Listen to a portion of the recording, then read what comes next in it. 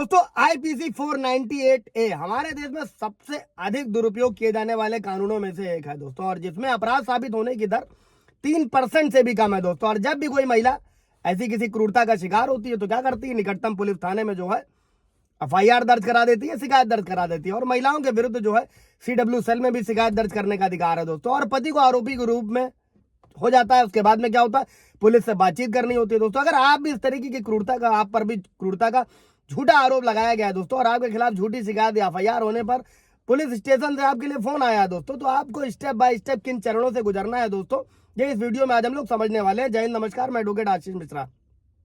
Like कर दीजिएगा, share कर दीजिएगा, सब्सक्राइब कर दीजिएगा ताकि ये इन्फॉर्मेशन और लोगों को मिल सके दोस्तों। तो दोस्तों इसकी शुरुआत होती है, जो सबसे पहला चरण होता है वो है मध्यस्थता दोस्तों। और इसमें क्या होता है दोस्तों, ये प्रक्रिया का पहला चरण है। पत्नी यहाँ पर क्रूरता का आरोप लगाती है और नजदीकी पुलिस स्टेशन में 498A के तहत शिकायत दर्ज करा जाती है। और पुलिस अधिकारी क्या करता है, यानी कि जो इन्वेस्टिगेशन ऑफिसर होता है, आपको और आपके रिश्तेदारों को पुलिस स्टेशन बुला सकता है। ये अक्सर उत्पीड़न होता है, क्योंकि पत्नी आपके निवास स्थान से अलग रहती है, शहर के जो भी जहां रह रही होती है वहां के पुलिस स्टेशन में शिकायत दर्ज कराती है, और आपको और आपके रिश्तेदारों को बार बार यात्रा करनी पड़ती है दोस्तों। और इस चरण का जो मुख्य उद्देश्य होता है दोस्तों, मध्यस्थता होता है, जहां पुलिस पति और पत्नी दोनों के बीच मुद्दों को सुलझाने की कोशिश करती है दोस्तों।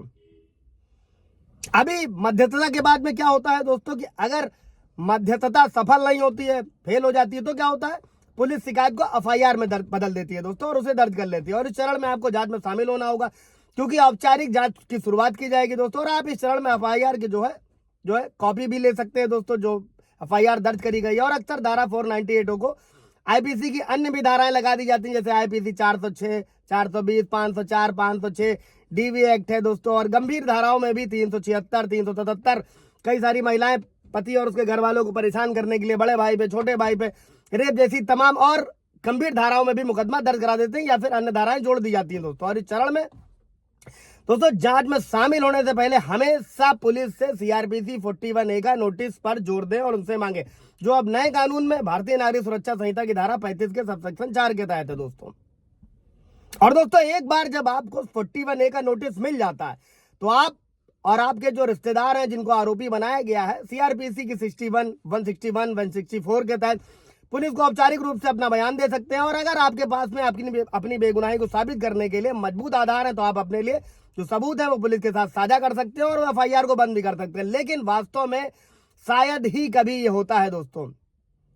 और अभी क्या होता है दोस्तों, कि एक बार एफआईआर दर्ज होने के बाद जो इन्वेस्टिगेशन ऑफिसर होता है दोस्तों, उसको 90 दिनों के अंदर जांच पूरी करनी होती है और चार्जशीट को कोर्ट में जमा करना होता है। और संतुष्ट होने पर जो आईओ है, जांच अधिकारी, और जांच के एक हिस्से के रूप में आरोपी रिश्तेदारों के नाम हटा भी सकता है। और जो अंतिम आरोप पत्र होता है, यानी चार्जशीट होती है, उसमें केवल पति को रख सकता है दोस्तों। और सीआरपीसी 41A की जो नोटिस की भूमिका, उसको भी समझ लीजिएगा दोस्तों, कि इस कानून के दुरुपयोग और आरोपियों की बड़े पैमाने पर गिरफ्तारी की घटनाओं को स्वीकार करते हुए दोस्तों सुप्रीम कोर्ट ने अर्नेश कुमार बनाम बिहार राज्य के मामले में ये फैसला दिया था सुप्रीम कोर्ट ने, कि आरोपियों की गिरफ्तारी के लिए दिशा निर्देश निर्धारित किए थे। सुप्रीम कोर्ट के अनुसार जांच अधिकारी के लिए सभी आरोपियों को सीआरपीसी 41A नोटिस जारी करना अनिवार्य है, जो अपने कानून में जो मैंने धारा बताई थी। और नोटिस प्राप्त होने पर यदि आरोपी जांच में सहयोग कर रहे हैं, तो पुलिस के पास इन्हें गिरफ्तार करने का कोई कारण नहीं है दोस्तों।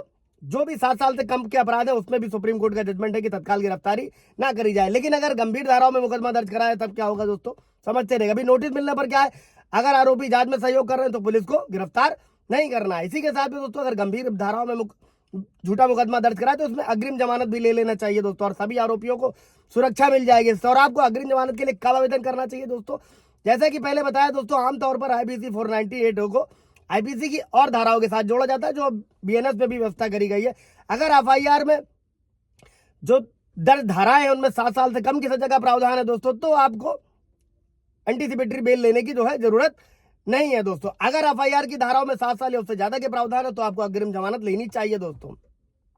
अभी एक इंपॉर्टेंट पॉइंट समझते हैं दोस्तों, कि क्या आपको पुलिस के साथ अपने सबूत साझा करने चाहिए दोस्तों। ज्यादातर मामलों में पुलिस चार्जशीट में आरोपी को बरी नहीं करती है। अक्सर पूछताछ या जांच के दौरान आईओ द्वारा इस्तेमाल की जाने वाली जो चीजें होती हैं दोस्तों, वो आरोपी पुलिस स्टेशन में घबरा जाता है और लगभग तुरंत ही कॉल रिकॉर्डिंग, व्हाट्सएप चैट अपने सबूत दिखा देता है। और ऐसा देखा गया है कि इसमें आरोपी को कोई फायदा नहीं होता है, बल्कि इससे क्या होता है, इससे आरोपी के केस को नुकसान पहुंचता है। जहां सबूतों के बारे में पत्नी को भी पता चल जाता है, अगर पत्नी पक्ष वालों ने पुलिस वालों या किसी तरीके से पैसा खिला रखा है या कुछ और व्यवस्था कर रखी है, और वो खुद को ट्रायल के लिए उसी हिसाब से तैयार कर लेते हैं। और पुलिस के साथ अपने सबूतों को इस्तेमाल बहुत ही सोच समझ कर करना चाहिए दोस्तों, बशर्ते कि आप पर भी अगर झूठे मुकदमे दर्ज कराएंगे तो आप तत्काल क्वेश्चन के लिए हाईकोर्ट में जा सकते हैं, भारतीय न्यायिक सुरक्षा संहिता 528 के तहत। और जहां पर कोर्ट में मैटर चल रहा है सेशन कोर्ट में, वहां पर भी डिस्चार्ज फाइल कर सकते हैं 250 के तहत 60 दिनों के अंदर, जिसमें भी टाइम लिमिट होती है। कोई सवाल जवाब होगा इस पर ब्रीफ वीडियो भी आप जाकर देख सकते हैं, कोई सवाल जवाब होगा तो कमेंट में पूछेगा, क्लियर किया जाएगा दोस्तों। Thank you.